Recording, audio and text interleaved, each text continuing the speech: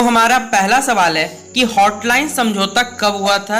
आपको चार ऑप्शंस दिए हुए हैं। ऑप्शन नंबर ए में 1963 ईस्वी, ऑप्शन नंबर बी 1964 ईस्वी, ऑप्शन नंबर सी 1961 ईस्वी और ऑप्शन नंबर डी हमारा 1965 ईस्वी।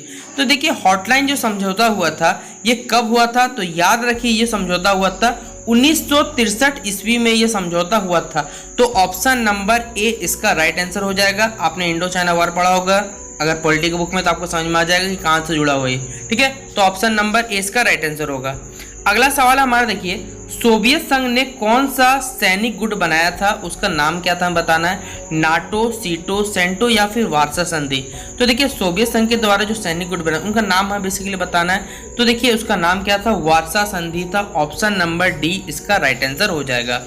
अगला सवाल है देखिए हमारा, किस गुटनिरपेक्ष सम्मेलन में नई अंतर्राष्ट्रीय आर्थिक व्यवस्था स्थापित करने का जो प्रस्ताव था वो पास किया गया था। 1961 के बेलग्रेड सम्मेलन में, 1964 के कैरो सम्मेलन में, 1973 के अल्जीरिया सम्मेलन में और ऑप्शन नंबर डी 1983 के नई दिल्ली सम्मेलन में। तो कौन सा गुटनिरपेक्ष सम्मेलन था जहां पर नया आर्थिक जो हमारा अंतर्राष्ट्रीय आर्थिक व्यवस्था था उसको स्थापित करने के लिए प्रस्ताव पारित होने वाला था। तो याद रखें वो कौन सा था, 1973 का अल्जीरिया सम्मेलन था, वहां पर यह प्रस्ताव पारित किया गया था। ऑप्शन नंबर सी इसका राइट आंसर हो जाएगा। अगला सवाल है देखिए, विश्व राजनीति के दो ध्रुव कौन कौन से ये थे ये हमें बताना है। तो देखिए सबसे मोस्ट इंपॉर्टेंट या फिर पावरफुल देश में कह सकते हैं तो अमेरिका और सोवियत संघ ही क्या थे, दो ध्रुव थे। विश्व राजनीति के दो ध्रुव उन्हें माना जाता है। ऑप्शन नंबर बी इसका राइट आंसर हो जाएगा। अगला सवाल है बच्चों हमारा, एमनेस्टी इंटरनेशनल, आपने नाम बहुत बार सुना होगा, किससे संबंधित है, कहाँ है, आप लोग कमेंट बॉक्स बताइएगा। एमनेस्टी इंटरनेशनल लेकिन अभी बताना है कि ये किससे संबंधित, हमें ये बताना है। बाल श्रम से, मानवाधिकार से या फिर पर्यावरण या फिर शिक्षा। तो किससे संबंधित है, ये शिक्षा के क्षेत्र से क्या है संबंधित है। तो ऑप्शन नंबर डी इसका राइट आंसर हो जाएगा। अगला सवाल है देखिए हमारा, सोवियत अर्थव्यवस्था की प्रकृति के बारे में निम्नलिखित में से कौन सा कथन सत्य है। देखिए सत्य कथन जब भी पहचाने बोला जाएगा। चारों आप उदाहरण एक बार पढ़ लीजिएगा, उसके बाद ही आप टिक करने चाहिए। जैसे पहला ही हमारा ऑप्शन है, सोवियत अर्थव्यवस्था में समाजवाद प्रभावी विचारधारा है। उत्पादन के साधनों पर राज्य का स्वामित्व या नियंत्रण होना चाहिए। फिर ऑप्शन नंबर सी, जनता को आर्थिक आज़ादी थी।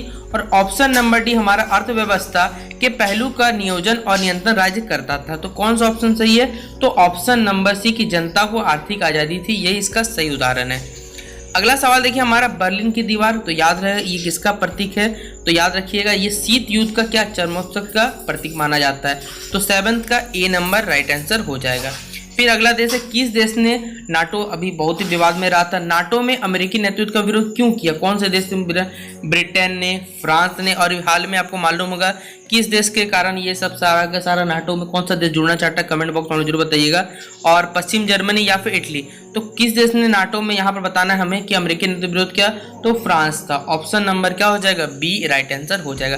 देखिए ये हमें आज के कंडीशन जोड़ के नहीं बोलना है, हमारे पॉलिटी की बुक में जो लिखा हुआ है उस कंडीशन को सोच के बोलना है, पहले बता देता हूँ। देखिए अगला सवाल हमारा, किस अमेरिकी राष्ट्रपति ने नई विश्व व्यवस्था का चित्र प्रस्तुत किया था, कौन सा राष्ट्रपति थे, तो उनका नाम था जॉर्ज बुश। ये भी डायरेक्ट सवाल पूछा जाता है, याद रखिएगा। 9 का क्या हो जाएगा, डी। फिर बराक ओबामा पहले ही पढ़ चुके हैं, कहाँ के राष्ट्रपति है, अमेरिका। Option number A. फिर अगला देखिए, किस प्रधानमंत्री भारत के देखिए चीन के संबंध जो टूटे संबंध थे उनको सुधारने का प्रयास किया था, तो राजीव गांधी थे। ऑप्शन नंबर क्या हो जाएगा, डी 11 का डी राइट आंसर हो जाएगा।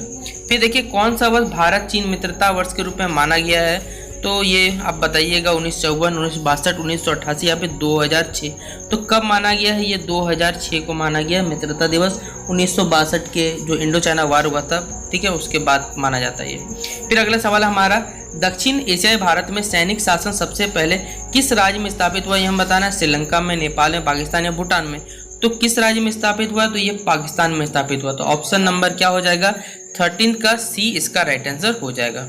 फिर दक्षिण एशिया का कौन सा राज्य नक्सलीय उग्रवाद से देखिए पीड़ित है, दक्षिण एशिया को बोला है हमें, तो याद रखिएगा नेपाल है, भूटान है, श्रीलंका है। तो श्रीलंका में देखिए मेजर डोमिनेंस क्या होता है, नक्सली क्षेत्र बहुत से रहता है। आपने पढ़ा होगा क्लास 9 के सिनालिस का टेरर पढ़ा होगा, ये सब बहुत से बातें थी। तो वहाँ आपने ये क्या हो जाएगा इसका आंसर, श्रीलंका हो जाएगा राइट आंसर।